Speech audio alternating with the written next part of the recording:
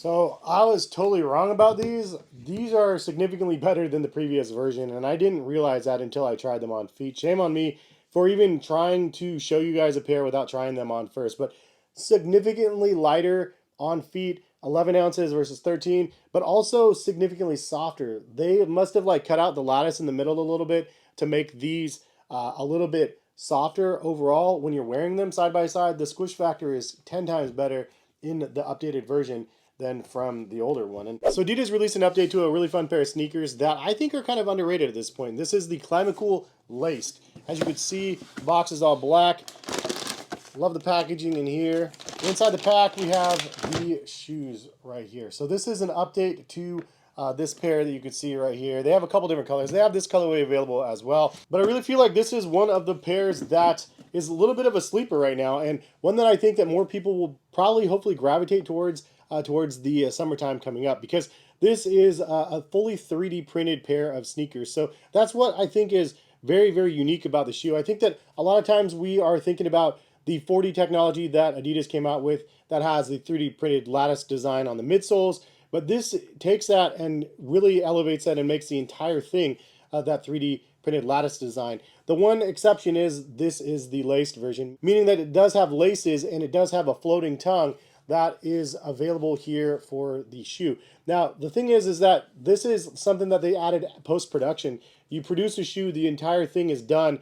You have these little lace holes that are here, and then the tongue is interlaced with the laces that is just floating in the shoe, which I think is just such a fun, clever design. The fact that they make it so it's like just an additional piece that you add in, but it's seamlessly integrated. And the reason why I think that this is essential is because I had the first version of these as well, just the regular Climacools, and it was very difficult to get on my feet. I couldn't stretch this material to be able to slide them on. So once they like kind of pivoted and made a laced version, it made a lot more sense for just the functionality of the product. And the product itself is actually pretty incredible. Like, you look at the design and the way that they created this, you have extra reinforcement for the lattice and the 3D printed materials on the sole of the shoe. And it does have reinforcement in most of the areas, the high traffic areas. The section in the middle right here, though, you can kind of see through it. But then you also do have extra reinforcement kind of up through the heel section. And then for that little mudguard section of the shoe right here, you actually have extra reinforcement, or it's extra like refined around the toe. So you actually have some extra durability there. But the other reason why I think this is such an interesting pair of 3D printed shoes is because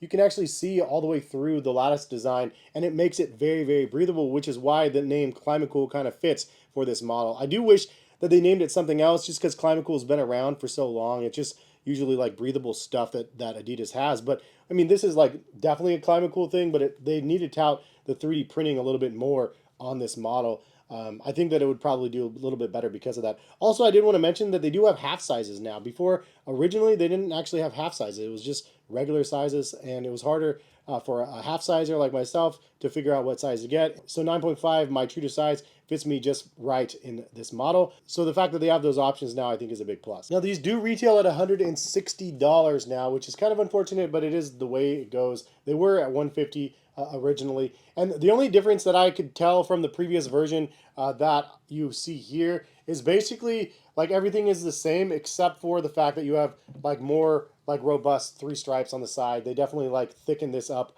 on the side of the shoe. So some people are going to like it, some people aren't going to like it. I don't think it makes that much of a difference between both of the models. And if you can get this one, still, I mean, I like this one as well. I also do think that this futuristic design is something that I really appreciate. The fact that it's kind of a simplistic looking shoe, but it is fully like, again, 3D printed. I think that they did a really good job on the overall design and aesthetics of the shoe. And even though it is like a simple 3D printed shoe, it's not that simple. I mean, you do have some curvature, and then there's actually some added like gill-like feeling to like the collar as well, just giving it a softer feel here. And it's interesting that you can take the same material and make it firmer down here, but make it softer up around the collar. Also, I feel like this could be the proper stepping stone that we need to getting those custom 3D printed sneakers like made to order. There are other brands that do this already. Zellerfeld is one of them, and they make a 3D printed pair of sneakers as well that is pretty cool. But this is done in a different like design, obviously with the lattice structure, and it would be interesting to see them be able to create and make 3D printed sneakers, a custom order where you can scan your foot and then have them made specifically for your own feet.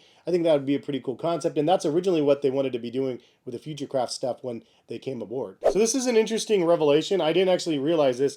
The new version is actually lighter than the old one. So the new one's 11.7 for my size 9.5, and the old one is 13 ounces. So these are significantly lighter than the previous model. I'm curious if they're actually more comfortable too. So I was totally wrong about these. These are significantly better than the previous version, and I didn't realize that until I tried them on feet. Shame on me for even trying to show you guys a pair without trying them on first. But significantly lighter on feet, 11 ounces versus 13, but also significantly softer. They must have like cut out the lattice in the middle a little bit to make these a little bit softer overall when you're wearing them side by side. The squish factor is 10 times better in the updated version than from the older one. And from the outside, when you squish, I mean, it's a little bit softer comparison to this one, but when you actually put them on feet, it's like, holy moly. They really, really feel significantly better on feet. So I can't believe I didn't realize that when I initially got these. I should have put them on immediately. I just been preoccupied. Now, can you wear these without socks on? I think yes, but I think that you do risk the chance of having blisters depending on how your feet are and how they fit into the shoe. I just think over like a long period of time and a lot of walking around, it might irritate your foot and you might have a risk of blisters. I have not been able to verify that obviously yet, but if there is changes to that, I will update you. I was able to wear the other pair around town and I didn't have any issues at all, but some people might complain that there is a risk of blisters, and so I just wanted to point that out. It could be possible. Obviously, socks could be a better option. But what do you guys think about the Adidas Climacool sneakers? Is it something that you guys are interested in or not? I personally think that, I'm surprised. I'm such an idiot for not trying them on first. I really love the look of them. Just in general, I feel like these offer some really cool insight of where we could go in the future. And the tongue is a great integration. The fact that you can put these on easier. However, I kind of do like a complete seamless pair that does not have the laces. Maybe make a clog version or something like that. It would be rad.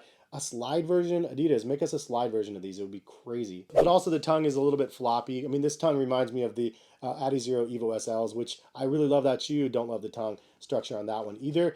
But I think that these are really, really cool and definitely worth a look if you guys are interested.